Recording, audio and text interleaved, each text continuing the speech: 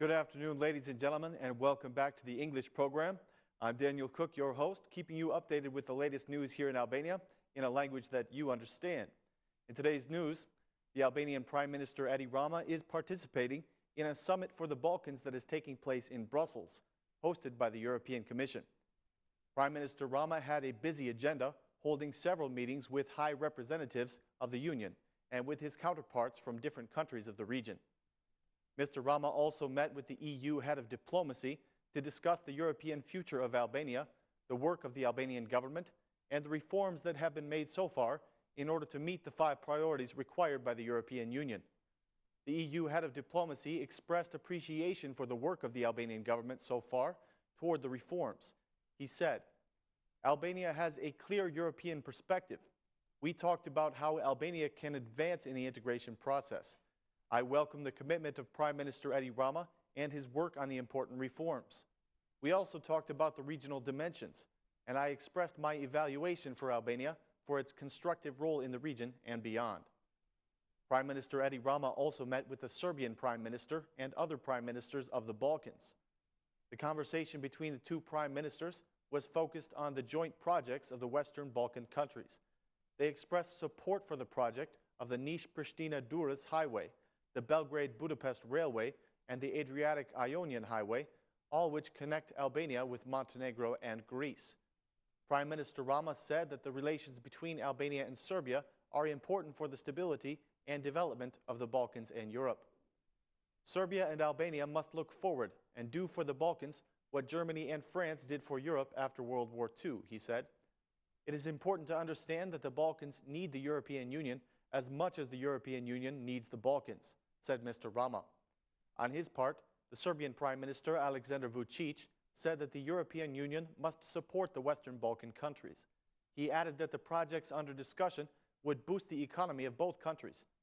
Before the summit, Mr. Rama held a meeting with the Prime Minister of Kosovo, Isa Mustafa, and the Deputy Prime Minister and Foreign Minister, Hidaaci. They discussed joint projects between Albania and Kosovo.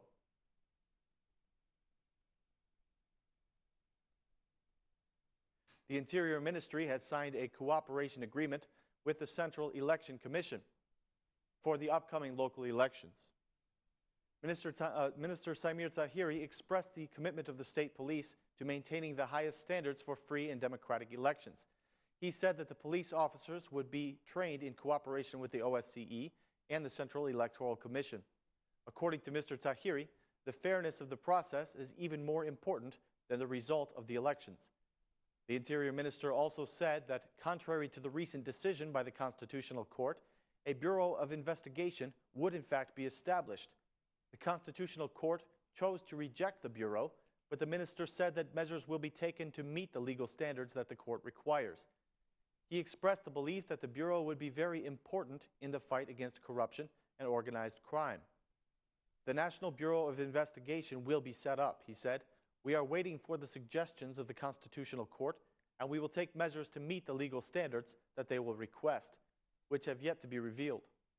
The Bureau will be an important institution in the fight against organized crime and corruption, and we are determined to set it up. We are cooperating with the FBI in this regard, and this partnership will lead to higher standards. In total respect of the Constitutional Court, we will honor its suggestions and submit to the legal requirements that it sets, said the Interior Minister.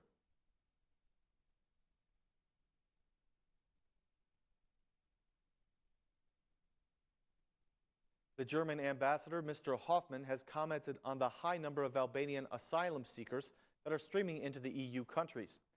He said once again that all those who are seeking asylum will be sent back to their countries when the verification procedures catch up to them. The ambassador appealed to the citizens yet again not to fall prey to the traffickers who are behind this scam. He said, "Almost all the Albanians will be sent home again because almost all of them are trying to immigrate for economic reasons. The procedure for verifying the applications can last for 3 to 5 months. All the Albanians who are seeking asylum for economic reasons after that time will be returned, as it has been until now."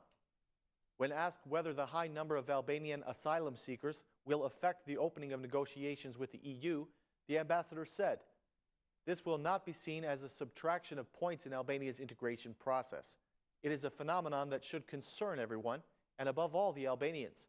It is a problem that a considerable number of people, especially your youth, want to leave the country. I am very glad to say that we are cooperating very well with the Albanian government to keep this phenomenon under control, said the Ambassador Hoffman.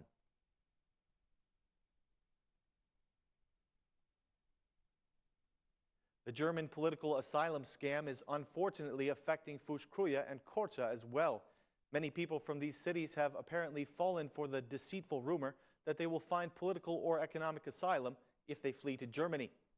The families of those who have left are saying that it's because of the unemployment level and the difficult economic conditions.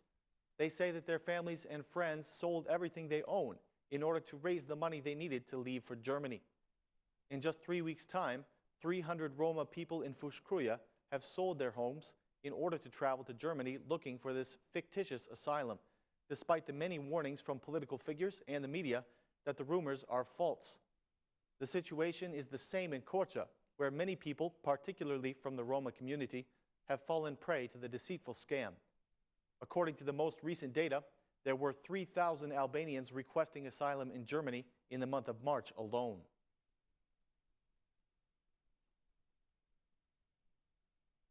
There was a debate last night on the Ora News program Tonight Il Votare concerning the territorial division of the country.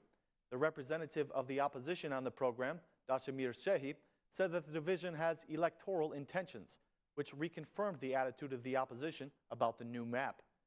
The Minister for Social Issues, Bledi Çurçi, had this to say: "We have been very clear regarding the territorial reform. We support the idea of a comprehensive reform, which includes the districts as well. If the opposition does not become part of this reform, we will not touch the districts for the sake of the consensus that we have with the opposition," said the minister. Mr. Shehi believes that the problem with the districts must be resolved as soon as possible because they are connected with administrative and economic powers. He said that the Central Electoral Commission must remove what he called the little unnecessary barriers. The executive director of CoPlan emphasized another concern for the territorial reform. According to him, the division will cause economic inequality within the districts. The Prosecutor General has submitted its charges against the former Minister of Finance, Ridvan Bode. The Inspectorate for the Declaration of Assets is charging Mr. Bode with concealing his wealth and failure to declare his assets. The former Minister of Finance responded to this with a countersuit of his own, charging the Directorate with slander. The prosecution has already started the investigations to discover whether any criminal activity has in fact taken place. The inspectorate claims that the Democratic MP has been called upon multiple times, but that he has refused to give any explanations about his wealth to the auditors. Ridvan Bode is claiming that this is slanderous, saying that he has declared his assets periodically as the law requires.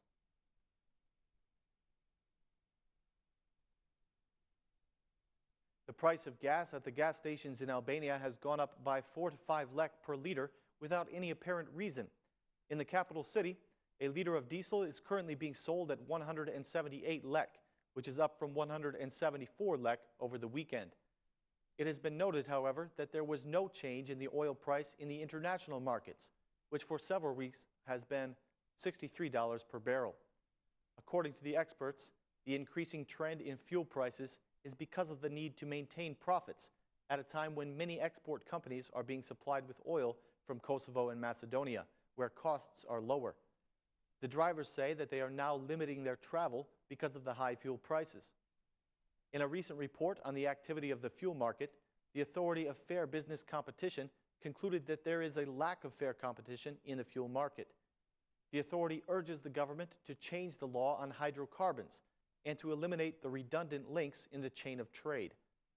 Albania consistently has the highest fuel prices in the region, and the prices are not justified in the world market.